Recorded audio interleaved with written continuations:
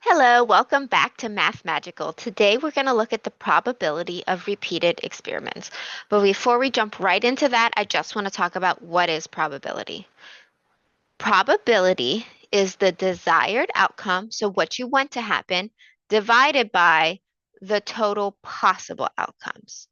In this example, we have 9 marbles, and the question asks, what is the probability of drawing a purple marble? Well, if we look at our 9 marbles, we see that there is only one purple marble. So we have one desired outcome out of our total 9 possible outcomes. So our probability is 1 divided by 9, or 1 in 9. If we ask a different question, like what is the probability of drawing a red or blue marble? Now we reach into our bag to pull out our marble, but there's actually two things that we want to happen. We either want to draw a blue marble or we want to draw a red marble. We don't really care which one we draw. We will be happy with either one. So we have two desired outcomes, still 9 total possible outcomes. So now our probability is 2 over 9, or 2/9. So now let's look at, is the event independent or dependent? We're first going to look at independent events. An independent event is an event that has no impact on the other events. So for example, we flip a quarter, then we pull out some marbles. The result of the quarter flip has no impact on which marble we're going to pull out. So we flip a coin and then draw a marble. What is the probability of flipping heads and drawing green? Well, if we look at our probability of flipping heads, that's 1 out of 2 possible outcomes. So 1 divided by 2. The probability of drawing green is 1 out of 9 possible outcomes, so 1 over 9. We want to multiply those two possibilities together, and that will give us our total probability. So 1/2 times 1/9. We're going to multiply our numerators together. In this instance, both our numerators are 1, so 1 times 1, divided by multiplying our denominators together, 2 times 9, gives us 1 over 18. So the probability of flipping heads and then drawing a green marble is 1 out of 18. Now, I taught an earlier lesson on how to find possible outcomes.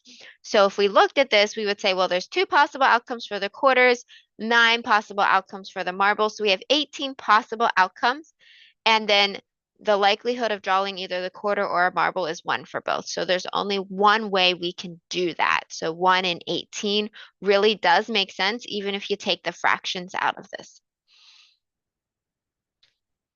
So next, let's look at a dependent event. A dependent event is an event that is dependent on the preceding events. So the second, the third, the fourth draws are dependent on what happened in the draws that happened before them.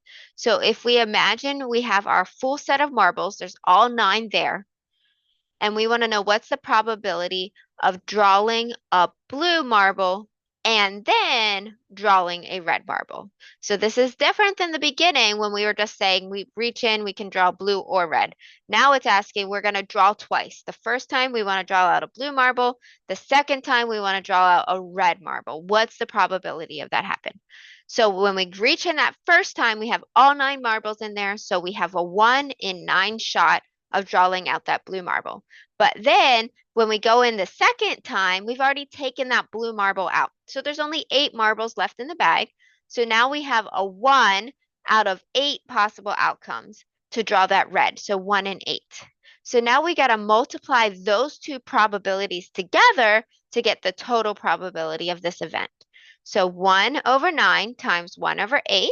We'll multiply our numerators together. 1 times 1 is 1. And then divide that by multiplying our denominators together. 9 times 8 is 72. So 1 divided by 72, 1 over 72, or 1 in 72 is the probability that we will first draw a blue marble and then subsequently draw the red marble. Now, sometimes when we're dealing with probabilities, it can't be done. So if we look at this question, it says you draw a marble and then do not put it back. What is the probability of drawing a blue marble, than a blue marble. And just by reading the question, you know this is impossible because the probability of drawing the blue marble the first time is 1 in 9, but the probability of drawing the blue marble the second time is 0 out of 8. And we all know when we have 0 in our numerator that that's going to come down to 0. So 1 over 9 times 0 over 8 becomes 1 times 0 divided by 9 times 8, or 0 out of 72, which is 0. So this is impossible. So they could give you this example where it's not possible. If you get that 0 in the numerator, that's a good indication that this is not a possible outcome. So continue to discover the secrets, unlock the magic, and let math take you on an adventure. And remember to keep life math magical.